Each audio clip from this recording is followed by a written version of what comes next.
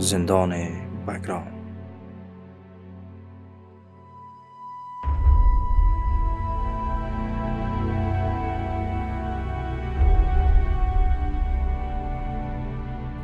دولت آمریکا پس از 11 سپتامبر مجاهدین امارت اسلامی را به بهانه‌های متعدد ظالمانه و بیرحمانه دستگیر می‌کرد و در زندان گوانتانامو بالاخص در زندان بگرام زندانی می‌کرد.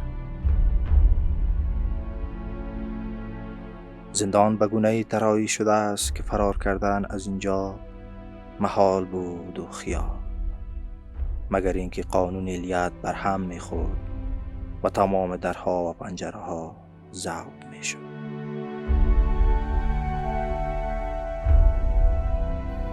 علی‌رغم مجاهدین امارت اسلامی، افراد غیر نظامی را نیز در این زندان زندانی می‌کرد و آنها را پناهک از زمره اعضای امارت اسلامی قلمداد می‌کرد.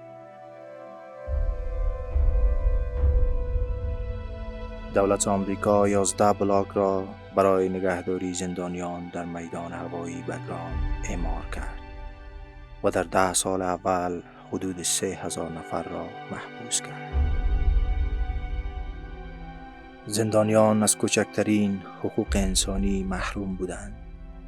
در آن زمان ناجیان حقوق بشر همانند خرس در خواب بودند و همواره از حقوق زندانیان اغماض می‌کردند.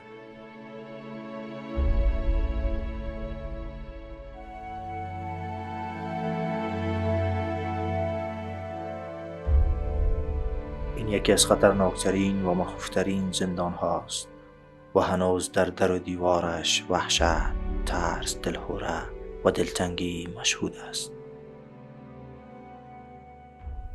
ما خپل مجاهدین نه خو د موږ پلار مجاهد و. بس درسونه مو خلاص شول، موږ روانو خپل کور ته، لکه زموږ کور په نجراب کې و. هلته روانو، کله چې نجراب ولسوالۍ ته ورسېدو، هلته د استخباراتو ملي امنیت لخوا موږ ونیول شو. چې کله ونیولو، پوښتنه یې وکړل لکه د کوم ولایت یاستئ، کوم ځای یاستئ. بس موږ یې راوستلو رسید د کاپیسا ته. چې کله هلته راوستلو، هلته هم تحقیقات وشو، لکه وهلو تړل دا پکې ډېر و چې څه کوي، څه کاروبار کوي، لکه تاسو طالبان یاستئ. موږ ورته موږ طالبان نه یو، حتی موږ سره خپل کتابونه هم د مدرسې وو. نو په ما باندې چاپه وویله. زه یوه کلي ته لاړلم. زه اصلا د میدان وردګ ولایت د سید آباد ولسوالۍ د جنجای د کلي اوسیدونکی یم. وقتی که ما را پکتیا حرکت داد، تقریبا 4 شب به نام شرینی بود، در بگرام شرینی دی و زندان شرینی سر ما. وقتی که بعد از او به مرور زمان تقریبا بعد 3 شب ما را انتقال کرد برای بگرام. بگرام به نام تورجیل بود، تقریبا 13 شب در اونجا بودم. وقتی که ما را برد اول وقتا اینمی سر ما خیلی فشار، تکلیف عصبیم داشتم. وقتی که ما را چتر در بگرام برد شوی، اول کالای اینمی لباس خودی ما را کشید، لباسای سرخ سر ما پوشید.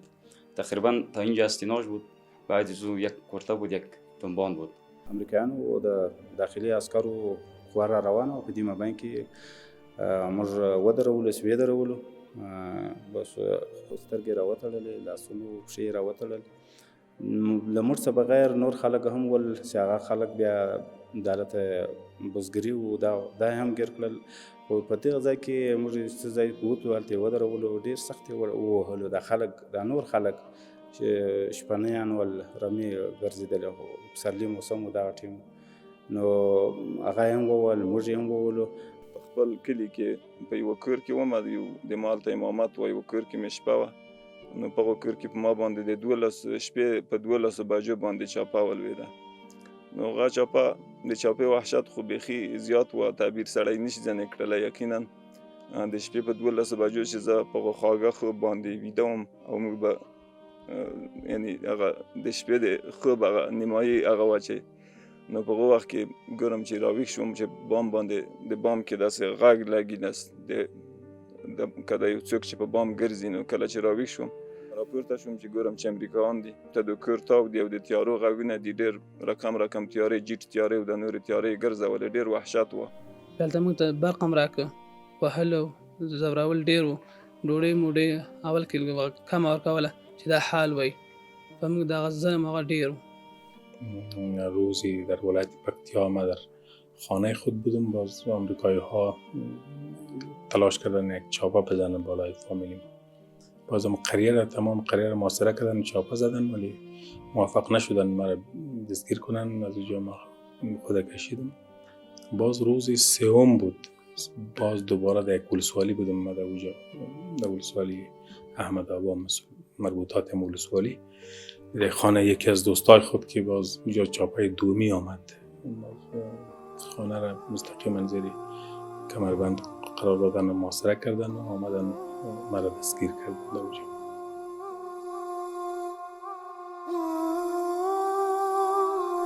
در این بلاک افراد غیر سرشناس به گونه گروهی محبوس بودند و از اینجا ترسات و اداره می شدند.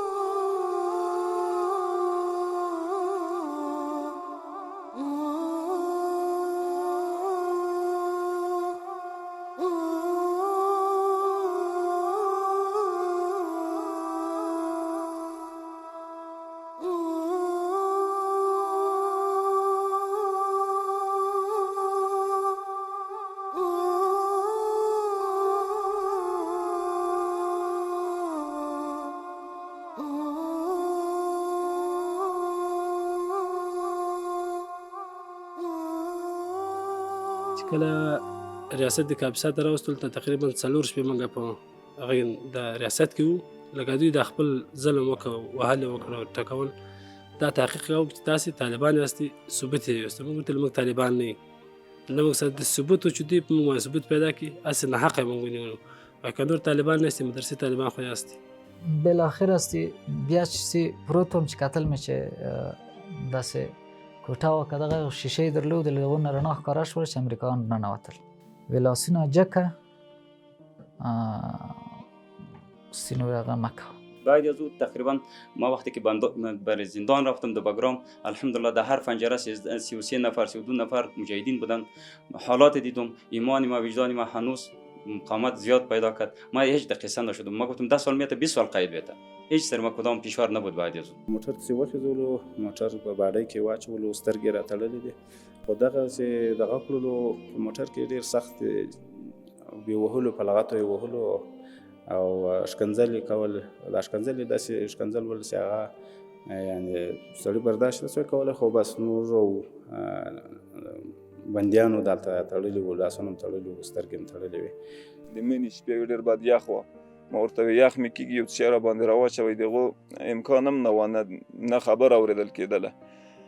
نو لوڅ وم دغسې پښه لوڅی، په پښو کې ازغي و، دا چېرې مې چې پښې ولګېدلې کوم ځای کې په اغزیو باندې، نو دغسې د تیارې ځای ته بالاخره تیاره کې واچولو، په تیاره کې سواره کړلو. په داسې حال کې چې دوی د تیارې په د چوکیو باندې ناست وغه د بنې تیارې وې. موږ یې په د مابند کې غورځولي وو. دغه د دوی غوټې او پنډې د درنې دا یې په ما باندې راچولې وې. در دستگیری من افغانا دست نداشتم، بخاطر که من دستگیری من توسط تلفن شد. تلفن از کانال‌های تلفن مستقیم از بگرام یا میتونستن کشف بکنن. باز طیارهای بی‌سرنشین یا دیگرشون وسایل کشفی داشتن. ما یک چیزی کردم که نابلد بودم برای کشف تلفن. یک جای حس کردم که شاید تلفن ما کشف شده باشه، ولی بسیار عادی فکر کردم این موضوع. بعدم و جایی که بودم جای تغییر دادم، گفتم شاید اینجا فایده بکنم. ولی زمانی که من دستگیر شدم، سامانهای من دستگیر شد، بعد ما فهمیدم که نیم از طریق هوا از کانال‌های تلفن زیر تعقیب قرار داشتم و کشف شدم.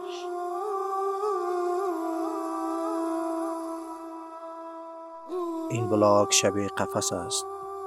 بیشتر از 30 نفر در یک سلول حبس بودند و تنها یک دستشو و یک تشناب در اختیار داشتند.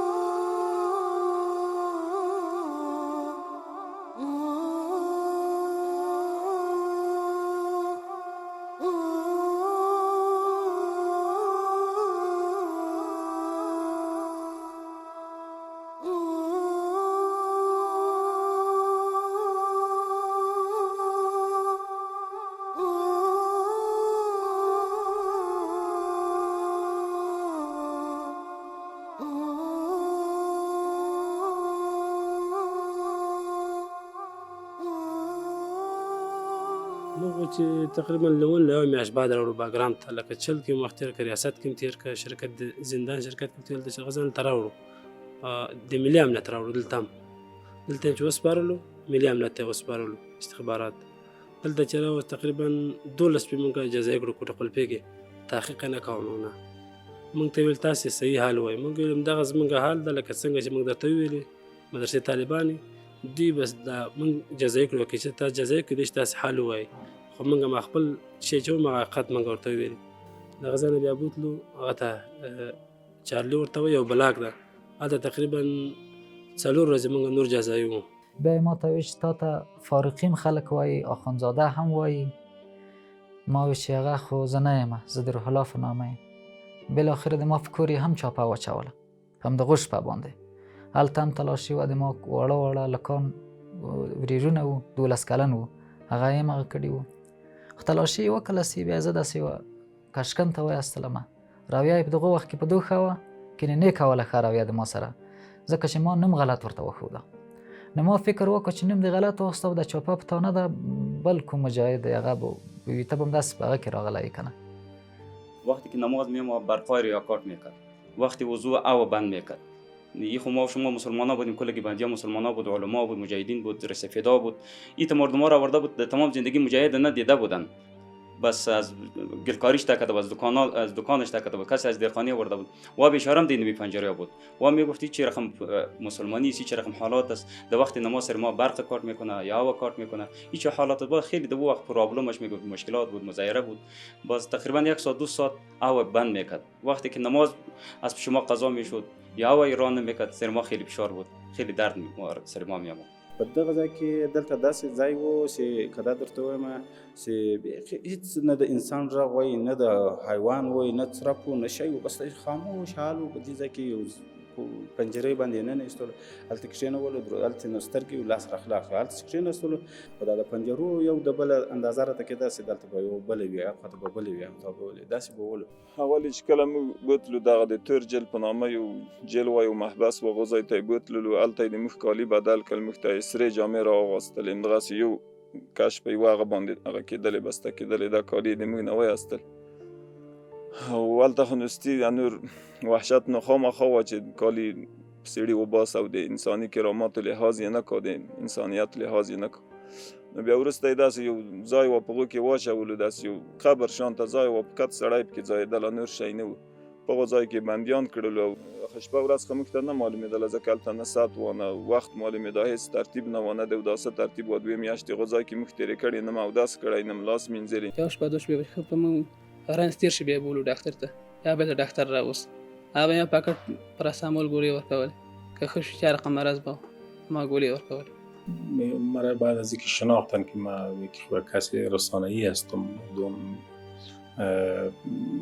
شخصی هستم سیاسی، طبعا این مورد با نظامی مستقیما که کسی از لحظه استفاده در جنگ بودن تفاوت میکرد و ما ایرم حس میکردم که شاید آمریکایی ها یک نیرنگونه میخواستن خود را ریاکارانه به ما وانمود کنند که ما حقوق بشر را رعایت میکنیم، ارزش‌های انسانی است یا رعایت میکنیم. ایرم یک نوع میفهماندن و شاید بیم از این داشتن که ما طبعا یک وقت باز رها میشیم و وضعیتی را که ما باید حکایت میکنم نسبتا درست باشه. سقف این بلاک با وسایل شکنجه مجهز است. گاه زندانیان توسط صدای گوشخراش و گاه توسط نور سوزنده شکنجه می شدند.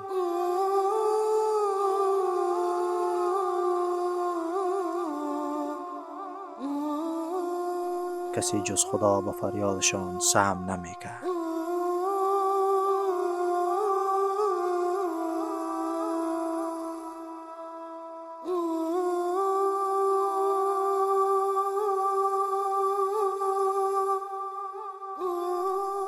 در این مکان زندانیان پس از چند روز فقط برای چند دقیقه در معرض آفتاب قرار می گرفتند و سپس به سلولهایشان برده می شدند.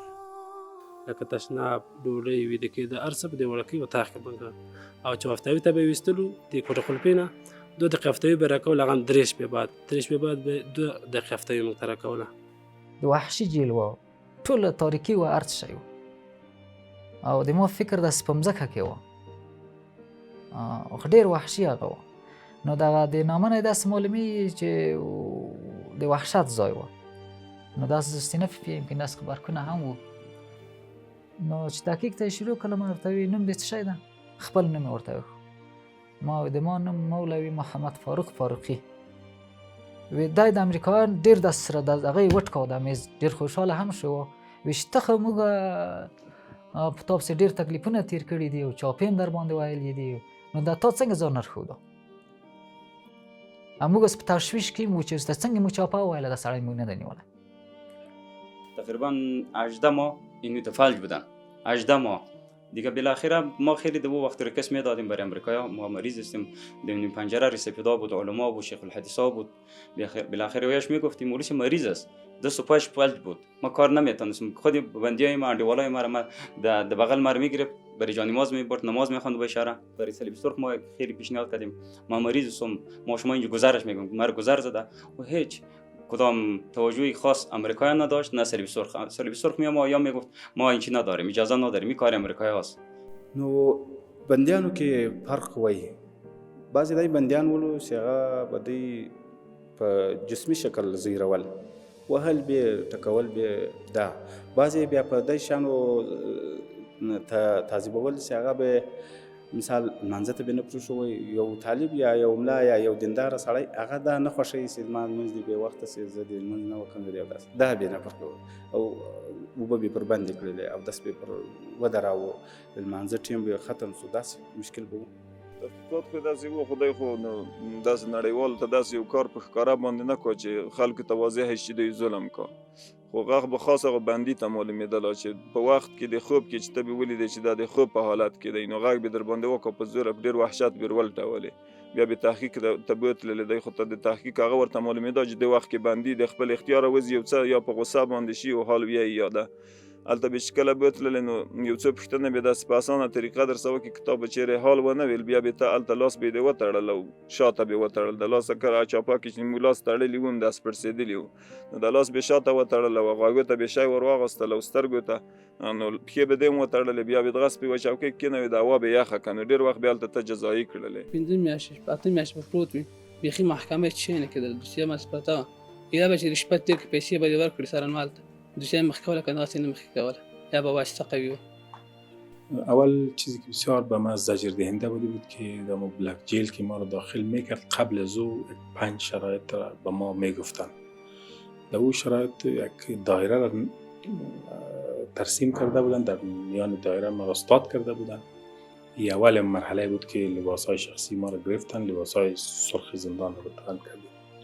بعد اول جا می رفتیم، باز به اتاق یک نفره را ساخته بودن، در اونجا داخل ما را این دایره استاد کردن. در این دایره باز اول صدا کردن که شما چیزایی را که ما میگم دقیق بشنوید و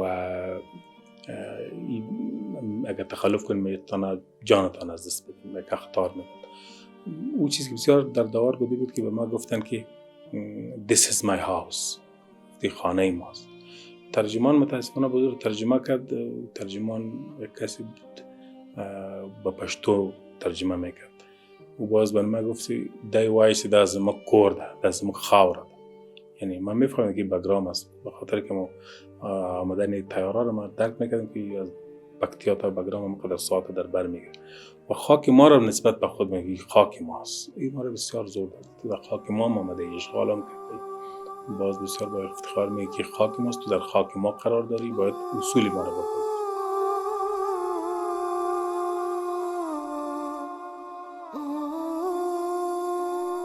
دوره محکومیت برخیا به اتمام می رسید، اما از آزادی احوالی نبود. انگار همه حبس ابد بودند.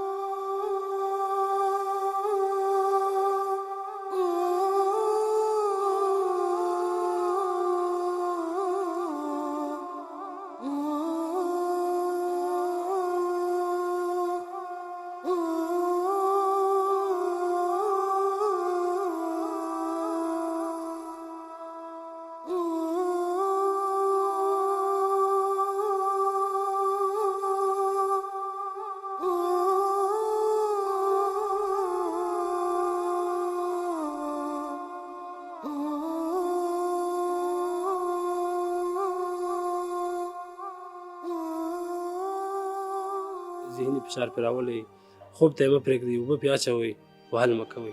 دا د امریکایانو کار و. تاسې 2 نفره چې په افغان بیسیم کې کار کا پلار او زوی چې بیخي په طالبانو کې په مخکې هم کار نه و کړی، وروسته هم ډوډۍ هم نه ده ورکړې، حتی شهیدان کړي یوه هفته مخکې. نو هغه نقشه یې چې راواخیستله وایي چې ما ته یې ډېر هوښیار ډېر ښه کار دی کړی چې تاسو خپل نوم نه درته ښودلی، ممکن ویشتلی وای، خپله د دې خپل کول دی چې دا درته وي. نو تا چې د نوم دلته وکړ اوس مشکل دی وژلو دی نشته. در وطنهای تر سپیدا بود بیخی چشماش کار نمیکرد. او وقتی که امریکا در کدام پنجره مشکل جور می امریکا میام و در سر رسفید 4 نفر 5 نفر میشید سر کمر سر پایاش و رسفید بیچاره بس به غیر از او صداش هیچ کسی نمیشتن به غیر از پروردگار عالم. خود امام در این حالات ما فلج بودم. تقریبا امریکا میام و دستش کلان کلان شیشه می بود به نام اینو چفه میانداخت. تقریبا سر یک بندی اسیر 4 نفر 5 نفر امریکایی بود. دو وقت ما فلج بودم، بر کلی که زندانا امریکایی معلوم بود فلج بود و بازم به سر از او 5 نفر 6 نفر سر پایه ما دستای ما در گردن ما امریکایی میشیشت او وار میکرد، شیشه هم در دستش می بود. کوټه ولا د سکشنی پنجره ولا او دا پنجرې نه پښې کې غځېدلی سوای نو یو سهار او بل سهار به یو عسکر راتلی دوی بالته د باندې خپله پیره کوله په دا ټوله دغه کې ما نه د لمانځه اوبو ترتیب وای نه د لمانځه ترتیب و حتی په دماغستان کې مې ورته ویل ما ورته یاسې دونه کوچنی قرآن کریم خو ما ته راکوي خو هغه یې هم نه راکاوه په عین حال کې چې هغه یې راکوي دونه یعنې لکه زما سې ډېر سکنی ورور ماته دلته په لاس راکوي نور هېڅ دونه اندازه کې وحشت توره شپه به یوه شکنجه چې موږ خپله لیدلې د هغه دا چې په دفتر جیل کې موږ خوب هم نه دی کړی مطلب دا چې کله به هلته کامرې برابرې وي کامرې وې کله به چې سړی دوی پوه شول چې د سړی د خوب حالت کې شو ویده شو نو هلته فقط یوه کمپله وه د سړي سه بیا به دغه دروازه د اوسپنې وار وه دروازه دا به په لغته باندې وله یعنې خوب ته یې سړی نه پرېښوده غټه شکنجه و روحي تکلیف وه سړی به لټېدلی نه شوی لوېدلی به چې کله به وچ سر به یې ګرځېده یعنې داسې یو حالت موږ 2 میاشتې هلته تېرې کړې او بل تکلیف په دغو ځای کې دا وه چې کله به ته مثلا تشناب ته بوتللې نو تشناب کې به چې کېناستې وار به در خلاص کړه بې حرمتي یې کوله مطلب دا چې کله به هلته ته غسل ته بوتلې یو وخت کې به سړی خامخا غسل ته به وله هلته به چې غسل اوبه به در باندې یخې کړلې نو سي به بیا وار در خلاص کړه خندل به نه داسې موږ بیخي نه هیله او امید بیخي موږ ونه چې موږ به خوش شولو زندانه بیا بیرته باګرام ته راشو دلته دا بیخي زموږ هیله خطا وه گاهی وقت بود یک بین زندان پنجره که ما بودیم یک جای بیرق آمریکایی رو استاد کرده بودن او در حالتی بود که ما از خواب بیدار می شدیم اول که چشممون روشن می شد بیرون پنجره می خورد بیرون پنجره همه جایی که ما چشم ما می خورد بیرق آمریکایی بود بندیوالا می گفتن که هر چیزی از زندان آسان سخت باشه مگر بیرق بسیار سخت این باید در خاک ما استاد نمی بودیم احتضار نمی یک کوشش میکردن که فشار روحی پرتنزه هنوز لوازم زندانیان پراکنده است و سلول دست نخورده باقی است برخی ها یادگار نگاشتند و برخی دیگر گل ساختند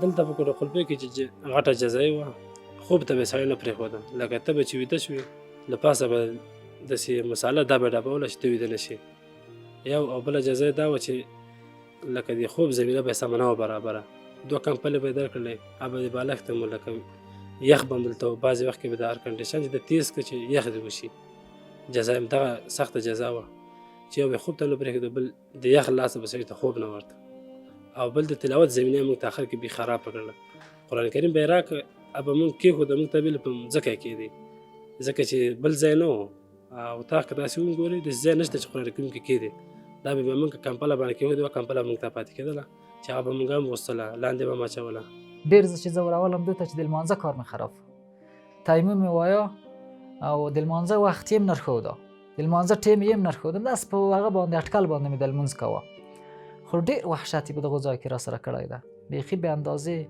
په دغه تحقیق کې ډېر غرسه کړی سختي را سره کوله خوب ته یې نه پرېښولم شپه ورځ هم دغه ظلمونه و چې دی را سره کول د 18 ماه ما نه چای دیدم نه روغن دیدم نه نمیکه دیدم این 18 ماه بعد 18 ماه ما را برای محبس یکو تبدیل کرد در اونجا باز ما را برای افغانا تسلیم کرد بعد از او غذا خوب شد کدام چیزا رو ملی اردو میخورد یا داخلی اون مهاجراش میخورد، بعد از برای ما اون چیزا اوله کرد.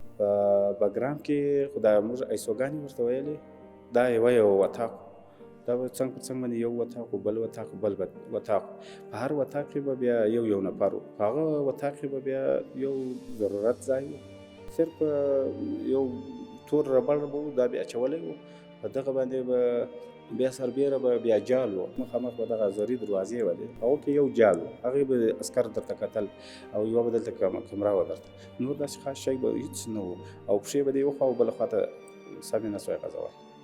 چې موږ خپله په سترګو لیدلي یو، خو دا چې هلته یو داسې پنجرې جوړې کړې وې چې په پنجره کې 15 کسان د ټولو دپاره یو تشناب جوړ کړی و.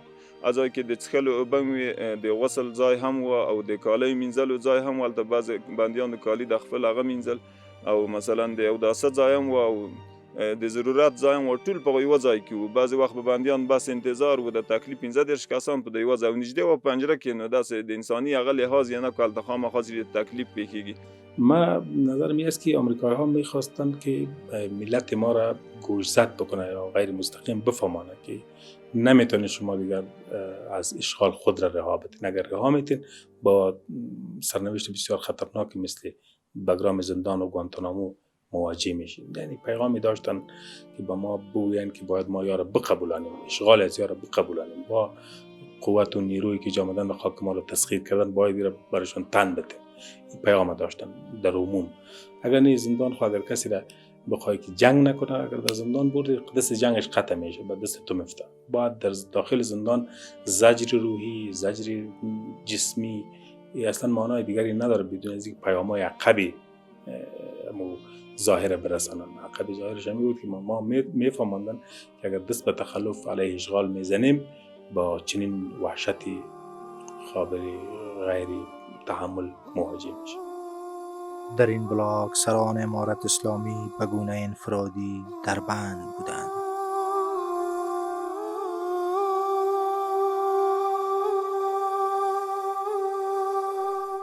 دهلیزها و سلولها کم عرض و دلگیرند.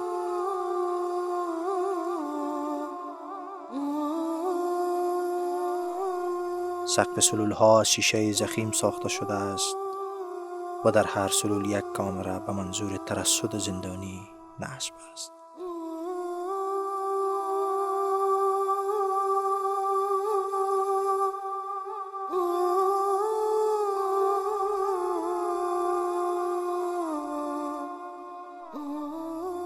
این تیر قبله را نشان می دهد و این توالت بی حرمتی را. کله به چې موږ غږ کوله که موږ مشکلات وي، دوی به بیا موږ ته نوره جزا هم زیاتوله چې تاسې ولې داسې وایئ چې موږ مشکلات، څه مشکل ده؟ موږ به چې مشکل ورته وویلې، دوی به موږ جزا زیاته کړه. دلته به چې عام سړی هم راوست، دا جزا به یې ورکوله. داسې خلک حتی راوستلي وو دلته موږ سره وو په زندان کې چې کراچیوانو یعنې خپله کراچي چلوله، هم راوستلی و دلته، کور سرپرست بل نه و. 25 کاله قید به یې ورکوو، 21 کاله قید یې ورکوو، لکه کار به بل چا کړی و او جزا به یې دې لیدله. هغه وخت داسې و چې موږ پرې خبر شو چې قرآن کریم ته یې سپکاوی کړی ده، اور یې ورچولی ده. هلته موږ تحذرات وکړل او ډوډۍ هم بنده کړله. حتی بعضې مجاهدینو د موږ ورونو خولې وتړلې، ویې ګنډلې. یوه هفته 2 هفتې موږ مقاومت وکړو. حتی داسې ملګرو باندې داسې هغه راغی چې د خپل کمیسونه یې ووښکل، د کمیسونه یې هم ور وغورځل. یوه ملګري ته خو ما وویل چې ګوره ستر عورت لوڅي، زه 2 سپۍ د جامې نه اغوندم. بیا یې د زندان دومره ورته یخ کړه چې د یخه به هم داسې لړزېدلو.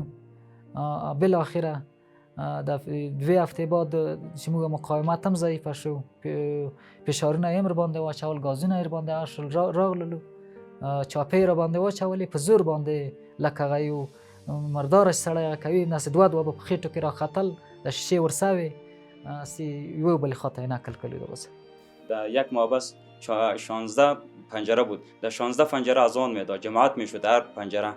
این جدا پنجره است، اینجا از آن میاد جماعت می بود، دیگه جدا حاضر قیاس در طرف 8 پنجره بود، 16 پنجره جماعت بود، ترجمه شروع بود، اماما بود، محدثین بود، علما بود، درسا خیلی خوب برابر بود برای جماعت و برای نماز و برای افطاری و روزه مبارک رمضان. تقریبا بغیر از ماه مبارک رمضان اکثریت بنده ما سفیدای ما سفیدا می بود، ما شما میگه شیخ فانی بود و بیچاره تقریبا د هر ماه 16 روزه 18 روزه می بود.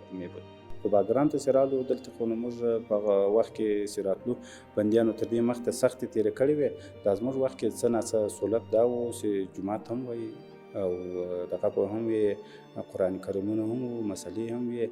هغه عبادت وخت به ورته معلومېدی چې دغه وخت د ماخوستګر ده، د ماپښین ده، د ماښام ده، او تر دې مخکې وختو کې بیا دا شیان نه ول.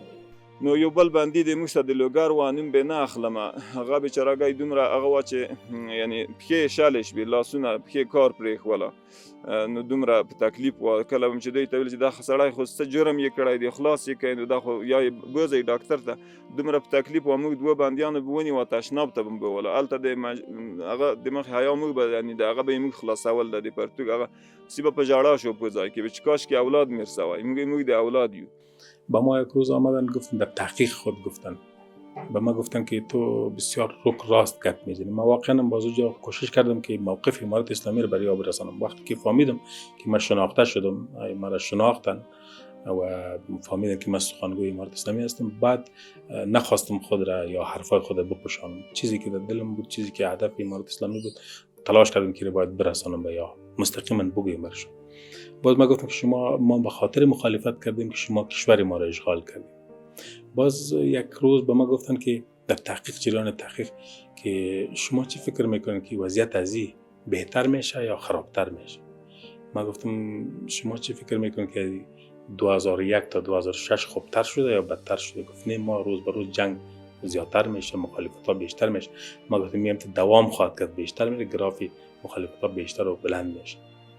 باز بسیار خندید، تمسخرآمیز گفت شما خبر ندارید که ما تمام تکنولوژی آمریکا را اینجا آوردیم، در بگرام همراه ما هست، در افغانستان هست همراه ما. ما براش خنده کردم، ترجمان گفتم دقیق ترجمه کنید درست. ما گفتم شما را میفهم که جنگ تکنولوژی نیست، یعنی ما تکنولوژی نداریم که همراه تکنولوژی شما مقابله بکنیم. این جنگ بین تکنولوژی و ایدئولوژی هست و زمانیم که تکنولوژی و ایدئولوژی با هم مواجه میشن، ایدئولوژی برنده است، به خاطر که ایدئولوژی باور داره که کامیاب میشه. کسی که باور به کامیابی خود داشته باشه با شکست نمیخوره.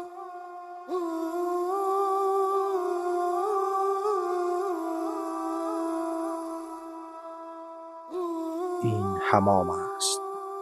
هر زندانی فقط 3 دقیقه فرصت شستشو داشت، ورنه آب بالایش قطع میشد و با بدن مملو از کف به سلول برمیگشت. در برخی سلول ها آیات قرآن نوشته شده است و در برخی دیگر یادگار.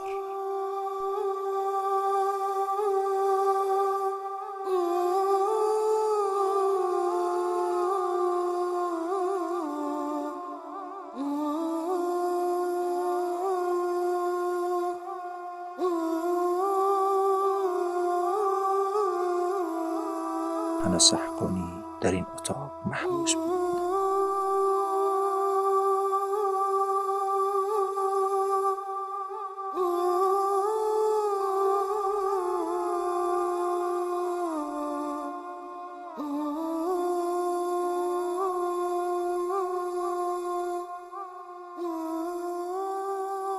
د کور لخوا احوال نه و دلته به پروت یو او بل زیاته جزا به موږ ته د لکه د نفس تنګي وه چې موږ به ډېر زړه تنګ شه وړوکی اتاق و، همدا موږ جزا وه، موږ به یې باندې نه ویستلو یو. او بل مشکل زموږ زیات چې و د حمام مشکل و، لکه موږ ته به چې حمام پېښ شه یا په ضرورت شه، سهار به چې ورته وویلې عین یا سبا یا مازدیګر پورې به موږ ته د حمام هغه نه کوله چې موږ حمام وکړو. هلته ځکه ځای نشته په هغه کې، ابا که دوی طبیعت ته ویستو به کنه مازې به پاتې و. تقریبا دا هم زیات مشکل و زموږ لپاره. د ما خپله تقریبا یو کال ټول تعذیب و، ډېر جیل ټول تعذیب و، خو یو کال د ما ډېر تعذیب په ده وه چې د ما دا غږېدا ممکن د بندیان ملګري چې د ما څخه په قفس کې وو، د ما واقعیت چې زه ویم په هغه باندې یم خپله اعتراف وکړه چې یو کال د ما نه تحقیق کړی ده.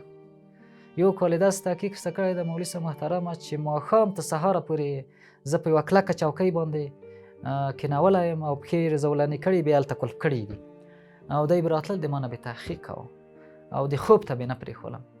بیا به چې راغللمه نو بیا به سهار چې راغلم په ځان به نه پوهېدلم. دا هیڅ نه په ورځ استی خوب راته یو کال ما خوب نه ده کړی. امریکایی سر یک پنجره چفه مینداخت. تقریبا یکی به نام چی بود عجیب آبا از هلمند بود، از نیمروز بود، یک دو از لوگر بود، یک از شرق. امریکایی رضا دوستای از وار مایده کرد دی وقت چفه با سر از اون سر یک زندانی 5 نفر 6 نفر امریکایی میشیش با سر پایه و دوستا او سپورت کرده بود، تعلیم داشت. چطور امریکایی ما شیشه از یار از شیشه از دست از یار رفت، امریکایی دوستاش مایده کرد، بالاخره سراش مایده شد. خب الحمدلله تا مقاومت کرد، مثل دبرو این شکست خورد او ذلیل شد، زندان مینوت افغانا بر ازیا تاریخ را کرد. په بګرام کې په دازموش په وخت کې دوه محبس وو، یو کیسمن په نامه او یو د مین پلور په نامه. د کیسمن ځان ته خپل د تفریح ځای وو، د مین پلور ځان ته د تفریح ځای وو. خو دغه تفریح ته چې به وتلو دا به په 3 ورځې کې یا په 4 ورځې کې به د پنجرې د یوې پنجرې وار وو، هغه به بیا استی هم به تفریح ته بول او هم به بیا فصل به دغو ته بول. جای د ملاقات هم داسې یو ځای کې وه چې دغسې یو شیشه وه، یو ګټۍ جوړه کړې وه، هلته به یې د پښې په مځکه وتړلې، هلته به پښې به د یو خپله ولچک وي، بیا به په مځکه تړلې وي. کت لاس به د نمایش په خاطر او سترګې به یې د لوڅه کړي، هلته به غوږونو ته هم شی اچول، سترګو ته هم، او داسې لاسونه به هم شاته تړل، بیا به سړی بول. او هلته به چې کله به وتلې وې د کورنۍ ته به د دا نه وایي چې موږ لاس تړلي دي، دا به نه ورته ښایي. پښې به یې هلته په مځکه تړلې وې، هغه به هغو ته نه ښکارېدلې. داسې یوه شیشه وه، په هغو کې ملاقات وه، پکه داسې د لاسپیکر هغه یې پکې بسته کړه وه چې هغه اواز به پکې وصل کېده. نو د ملاقات په دغه شکل کېدله. نو یو وخت کې د موږ مور راغلې وه، هغه ماته ډېره سخته صحنه وه چې مور ما ملاقات ته نه راپرېښوله، ځکه د موږ ورور هم کور کې شهید شوی و، ما وې دردېږي. بیا یو وخت کې ملاقات ته چې کله د موږ مور راغله، هغه بیچارهګۍ کور دردېدلې یم، په موږ پسې 2 کاله وروسته، ما 4.5 کاله وخت تېر کړی، 2 کاله وروسته د ما ملاقات ته راغله، ما اجازه نه ورکوه. نو چې کله راغله دغه صحنه زه ډېر ودردوم چې د موږ مور کله ما ته وکتل، نو بیا یې په لاس یې راچوه، غوښتل یې چې ما په غېږ کې واخلي او ومې نیسي. نو هغه په د شیشه باندې یې لاس ولګېده. نو داسې د افسوس کلمه یې وویله. نو دغه یو حالت چې د موږ مور ودردېده، دغه په ما باندې بد اثر وکړه. مطلب دا چې هلته شیشه وه، د ملاقات په که دغسې وو، هغه نیم ساعت وخت یې وه د ملاقات، په دغه شیشه کې به ملاقات کېدله. نور داسې خبر تا نه شوه کې کړله، یې تهدیدولې وې، ګوره دلته کامرې دي، زیاتې خبرې به نه کړي، فقط پوښتنه به ځنې کړي او بس. من خودم تمام مجاهدین حس میکردم، دلتنگی نداشتیم. یعنی زمان زندان اینقدر سریع با ما تیر شد که ما هیچ نفهمیدیم چطور تیر شد. حتی در بعضی آوان من خودم خواست کردم که کاش که روز دراز می بود، این شب دراز می بود، به خاطر از اینکه اونجا یک پنجره می بود، 30 نفر 20 نفر با ما یک جای می بودن، تمامش درس می دادیم. من خودم اونجا باز تدریس می کردم، قرآن شریف و مشکات شریف بود، احادیث شریف بود، دیگه کتابای فقهی بود، او رو تدریس می کردم. او هم شاگردای قضیات نیست که وقت درشان نمیرسید. ما آرمان میکنم کاش که وقت دراز میکنم میتونستم رسیدگی به دروس خوب بکنم.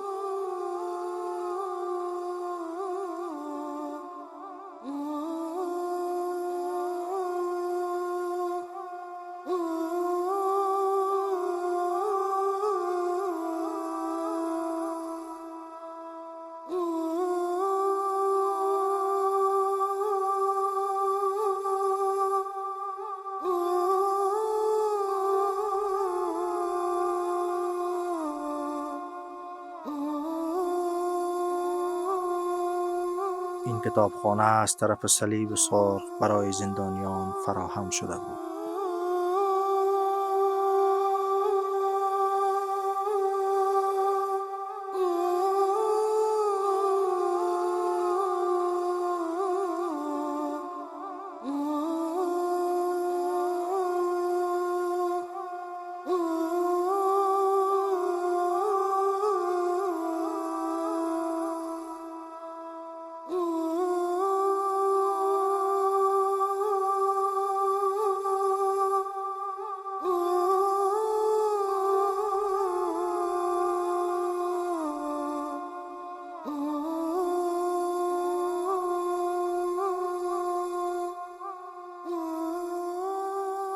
چې واقعیت درته ووایم، ما خپله دا فکر کوه چې 6 میاشتې د ما ملاقات ونه کړو. ما فکر کوه چې شهیدان دي، او د دوی هغه نه وه. بیا وروسته مې ورور او مور خدای دې وبخي ملاقات راغله. او که درته ووایم چې د ما دومره تعذیبونه و چې د کور محبت ما نه ټول تللی و، چې زه مې د خپل اولاد څنګه به وي، د ما به مور څنګه وي، د ما به اولاد څنګه وي. دا په والله قسم درته کوم چې ما نه خپل د اولاد د دوی دغو تعذیبونو، د دوی د تکلیفونو، د دغو کړاوونو چې د ما سره کړي دي، هغه اولاد د ما نه ویر کړی و. ولی ملاقات اول که بود تقریبا 4 ماه بعد شد.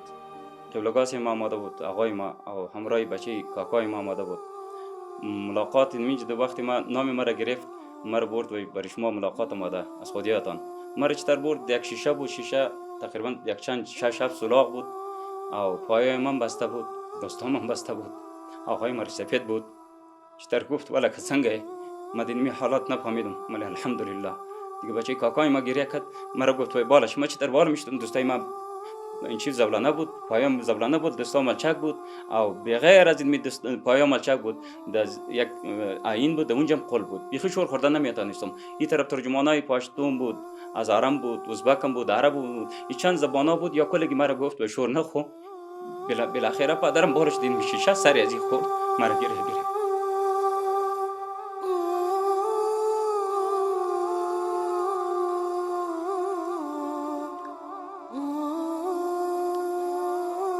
موږ 4 میاشتې په یوه پنجره کې مې تېرې کړلې، هغه هم جزایي پنجره وله. 12 میاشتې مې په بله پنجره کې تېرې کړې، هغه هم جزایي وله. خو دا 12 میاشتې مې په دې پنجره کې تېرې کړلې، داسې دیوال ته مې دا یو بستره اچولی و. دغه 12 میاشتې والله کله دغه پنجرې سره له دغه یوې بسترې سره زه یا هغې خواته تلم یا هغې خواته پر دوی ناست وم. خو دا ما دا یقین تر هفتې مې هم کم زیات وخت نه راته معلومېدی. دونه اسانه تېر شو، یو کال مکمل زه دلته وم. او په د عین حال کې موږ خپله دا موږ له الله تعالی اجر غواړو، ذاتي که هر څونه یې هغه ستړی نه ده راته، خوشحاله وو. نور خلک به وو هغه به بیا په تکلیف کېدلو دغونه وخت کې. موږ ورته وایو د خلکو بې حرمتي کېږي، دلته ډېر ماشومان بندیان دي. موږ داسې ولیدل 12 کلن ماشوم د موږ سره یو نیازی و، د خوست د موږ سره بندي و، د 12 کالو و.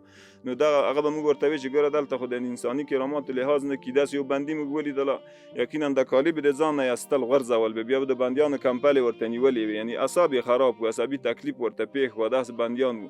نو دغه ټول شکایات به موږ چې کړل چې هم غږ نه اورېده، نه څوک راتلل. یو وخت کې د اشرف غني مخکې د دې نه چې دلته انتخاب شي، دا د امریکا نه یوه پروسه وه. دا ځکه یادوم چې امریکایان دغه د اشرف غني انتخاب هم په امریکا کې کړی و.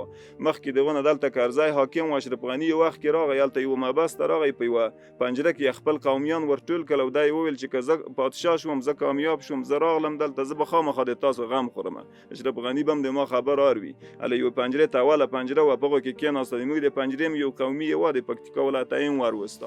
نو هغو دا خبرې وعدې ورکړلې. نو وروسته د هغو نه نور هم تکلیف جوړ شو. موږ افغانۍ نه دی لیدل، افغانان نه راتلل هلته چې کوم په ځای کې مسؤلین و، به داسې تیز کې تېرېدل چې بیخي به د موږ خبرې ته غوږ نه نیو، هر څه نارې و چیغې به مو باندې وکړي، څوک نه راتلل. زمانی که ما در زندان تیر کردیم 14 ماه را ما تیر کردیم در زندان. باز دم اواخر به ما یک روز در جریان تحقیق آمدن، گفتن در هفته آینده یک کسی بسیار که چند 4م نفر در وزارت دفاع آمریکاست، او برای تو میاد به دیدن تو، بسیار میخواد با تو ببینه و حرفای خودت بشنوه و حرفای خودم بر تو پیام بسیار مهم هم داره. گفتم درست. ما ایره به تفاوت فکر کردم. دوشنبه آینده بود باز روز آمد، خواستن من به تحقیق رفتیم. در اونجا باز دیدیم رازم یک جنرال کهنسال آمده و برخوردشان متفاوت بود. مثلا دیگر روزا می رفتیم پای ما بسته می بود، دستای ما در جای تحقیق، باز که تحقیق شروع میشد دستای ما رو واز میکرد. ولی همین روز بیرون هنوز پای ما رو واز کردن، دستای ما رو جایی که به تحقیق جور کرده بود، مثل تحقیق نبود، مثل بود که ضیافت باشه یک چیز باشه، یعنی تغییر داشت. باز که ما ششتیم در اونجا، جنرال هم بودن، همراهشون صحبت کردیم. گفت ما بسیار متاسف هستیم که همراه ما بندی هستیم، میخوایم تو را رها بدیم ولی با شرایط. من گفتم شرایط شما چی است؟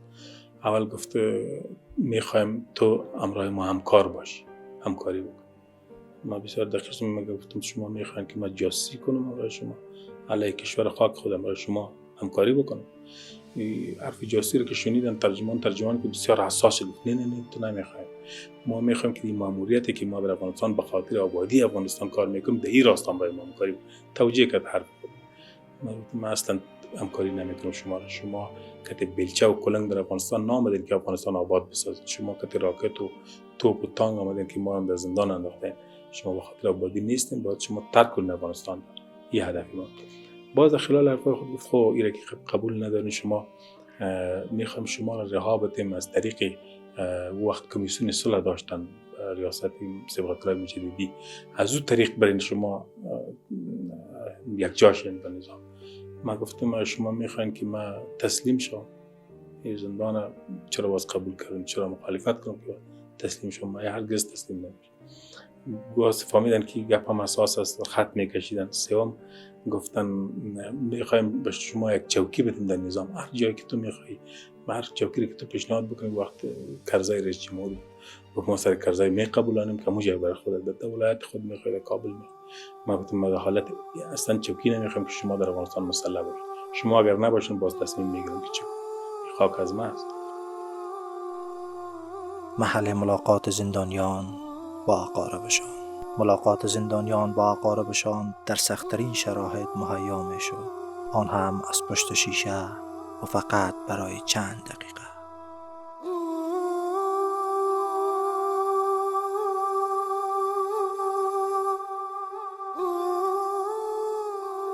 فراق فرزندان درد جانگداز برای زندانیان بود و همواره می سوختند و می ساختند. دریم زمینو بندیانو نن راغلمه چې د باګرام زندان وګورم. دا دوه زمینو ځان سره راوستلي وو، یو نو راغلی نو دغه ځایونه مې وکتل د دوی د سکنجو لپاره، د ظلم لپاره، د مسلمانانو د تکلیف لپاره دا ځایونه جوړ کړي وو. نو دغه ځای ته راغلي دا ځایونه وګورم. د دوی ډېر دا کار وکنه چې د موږ سپورت په نامه باندې به ایستلو. هغه سپورت نه و، ظلم و. هغه به داسې ایستلو چې تلاشي به کوله، چې د هغه به ایستلي به هم تلاشي کوله، حتی د تاسو مخ ته د موږ د فرض ته به لاس راوړ، داسې تلاشي کوله. په دغه به موږ جنجالونه ورسکل، جنجالو به ورساخته وو. بیا به د باندې وایستلو، بیا به یوه توشک او کمبله چې راکړې وه یو درې څلور به وایستلې او درې څلور به د یو د بل د ځایونو خواته اچولې وې چې دغه بندیان جنجال سره پې وکړه، دوی غوغا پې وکړه، د خپل کټ کې جنګونه سره وکړه، مخالفتونه یې پیدا شي. خو الله جل جلاله داسې یو غټ رحمت و، کوم ملګري چې هلته بندیان وو هغه مجاهدین وو، هغه عقیدوي خلک وو، هغه چې د یوه ملګري توشکه به یې وړله بلستنه بل ته به یې ورکړله. هغه د دې پلان دغه هم ناکامه شو، ځکه کار یې ور نه کړ. در اخیر ملاقات ما یک ریزه بچه ما به نام رفیع الله، یه پیر تو پیر ملاقاتش میگه روی به روی. وقتی که تقریبا نمیگم 18 چی ما بود ملاقات، اگه 17 بود والله اعلم، خیلی وقت دیر شده دیگه. یه روی به روی گوشتکای ما آماده بود او همراه ریزه بچه ما. کدام وقت مرا میگرفت رفیع الله خیلی خرد بود، برای ازی ما که کلچه میوردم تقریبا 1.5 ساله بود، کم زیاد بود این وقت. این کلان شده بود. ایش طرح ما در وقت ملاقات ما این ملاقات کردم قدی خانه وانده خود، قدی اقربای خود. بالاخره وقتی که ترجمان ما مرا گفت دیگه تو رو میبریم، دوستای مرا سولانه کرد و انداخت او در پای ملچک انداخت. مرا امریکا پس از این دوستا گرفت. این بچه ما از این کرته ما سرخ کرته بود، از سرخ این چی بود جمپر ما بود، از این مرا قایم گرفت و آقا کجا میری؟ ما قدت میرم. تنیم وقت دیگه من نفهمیدم، گریه می که زیاد میچخ میزد. این ترجمانا یا افغانا بودی هم گریه کرد. وقتی که امریکای مرا این میت برد دنیمی جای ملاقات غال مغال شروع شد. بعد از اون مفز دور خوردم، برای اشتکای خود برای رفیع الله گفتم ملی بچه از درزم بده لاندش بو که درزم.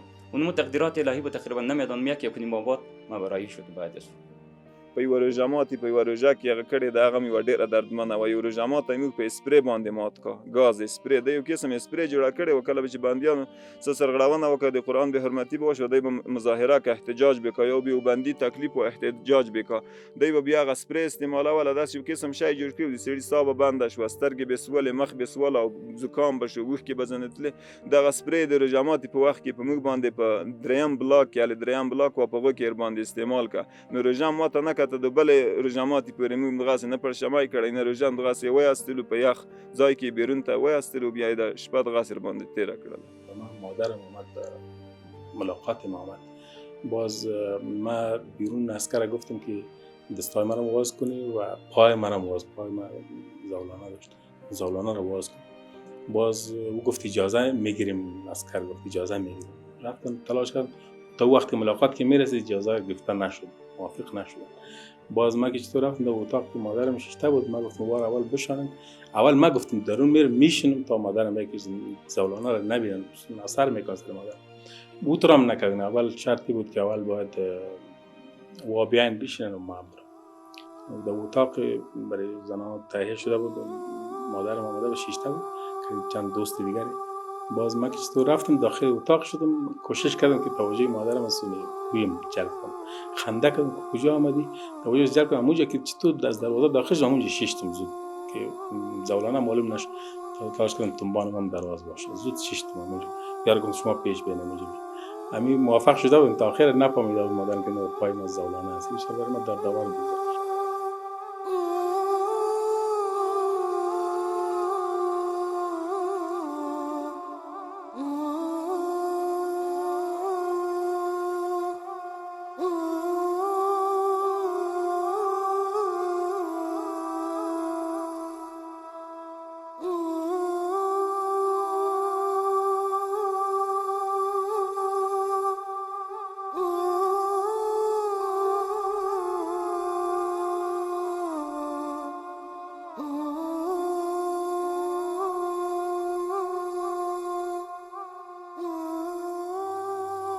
په دې جرم یې نیولي وو چې تا پلار مجاهد ده، موږ سره جنګ کوي، جهاد کوي، په زمن مې بندیانو. لوڅ لغړی درولی یم د ډاکتر په نامه باندې چې ورته وایم چې د خدای نه وډار شي، خدای خو تاسې نه پېژني، لږ غیرت خو به لرئ، دوره پرده خو راکړه. پرده یې هم نه راکولی وي چې د ډاکتر تا معاینه کوي. لوڅ لغړی یم دغسې درولی یم. ډاکتر ورته راوست، هر څه شي چې معاینات در باندې کوه، بس هغې جامې ماته راکړي.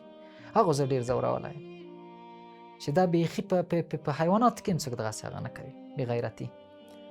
نو هغه خپل هغه د ما هغه زړه مې هر وخت چې په زړه شي زړه مې درد کوي. چې د بندیان نه به کله تحقیق کړل، د بندیان تحقیق په جریان کې د یو بندي نه تحقیق کړل، د خوست و ګمان کومه بندي بیا د دسه هغه نیولی وه، راکېټ یې ورسره نیولی وه ګمان کوم. بیا د بندي ته یې ویل چې تا د هغه کې ورته ښودلی وه چې تاسو هم دا هغه نیولی دی، دا راکېټ هم درسره نیولی دی، دا راکېټ دی. ده ورته ویل چې دا راکېټ نه دی، دا لوداڼه دغه په بام باندې چې یږدي د هغه شی دی، راکېټ نه دی. دا د کومه زراور یې ده؟ دا مې د بازار نه وی چې دغه هغه ولې پکې چولی دی، د راکېټ بند یې ښوده.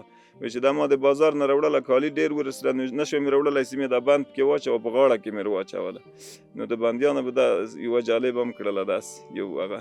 بله، باز راهایی ما از بگرام خوب تحویل داده شدیم به اداره کابل، در پلیچرخی آمدیم.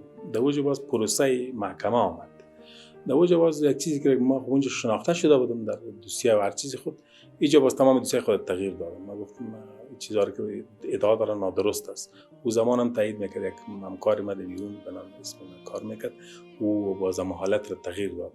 و یکی دیگه یک سالنوال هم بسیار همکار بود، و ورق سفید آورد، گفت هر چیزی که خود بگوی من نوشته میکنم، هیچ چیزی از خود نوشته نمیکنم.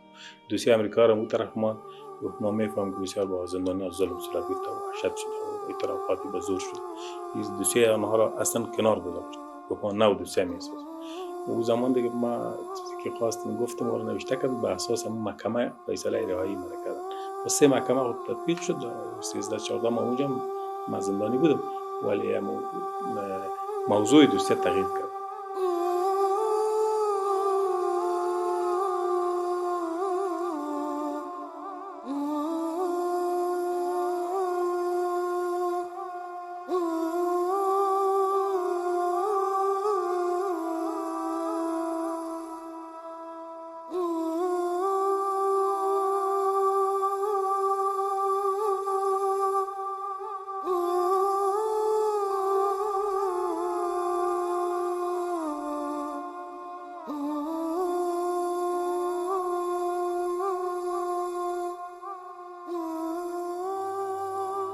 یعنی زه چې د زندان ته کله راغلم دا حالات مې بیخي بل رقم شي.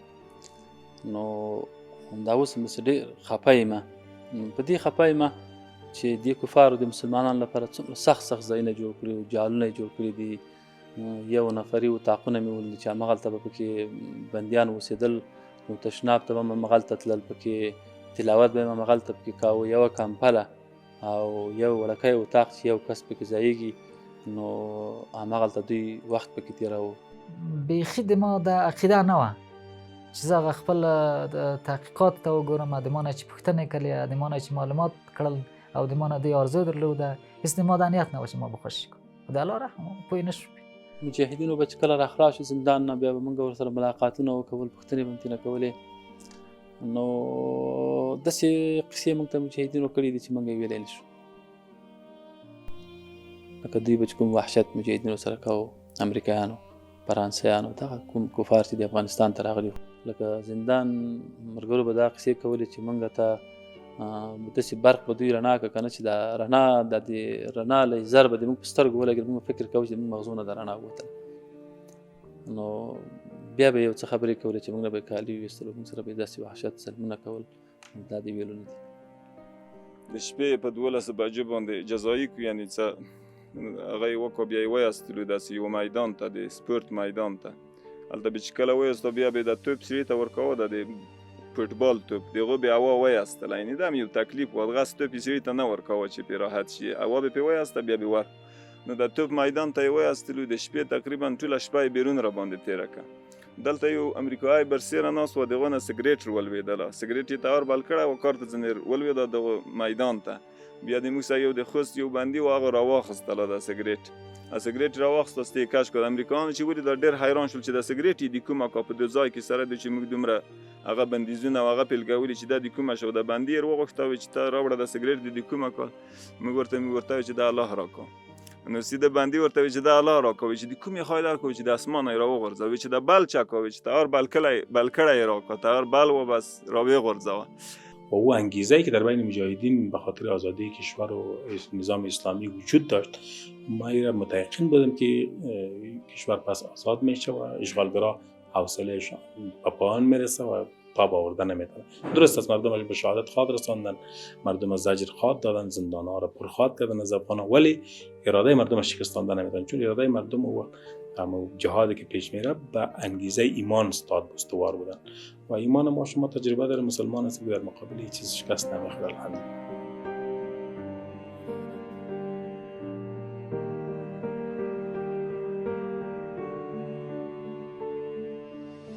کفش‌ها و لباس‌های مندرس از زندانیان به جا مانده است.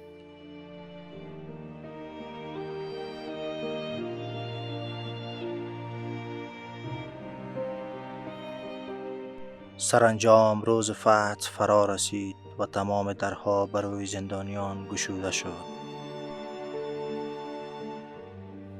اکنون مجاهدین امارت اسلامی از زندان خالی شده محافظت می کنند، جایی که ارتش آمریکا هزاران نفر را بیگناه و بیدلیل در بند کرده بود.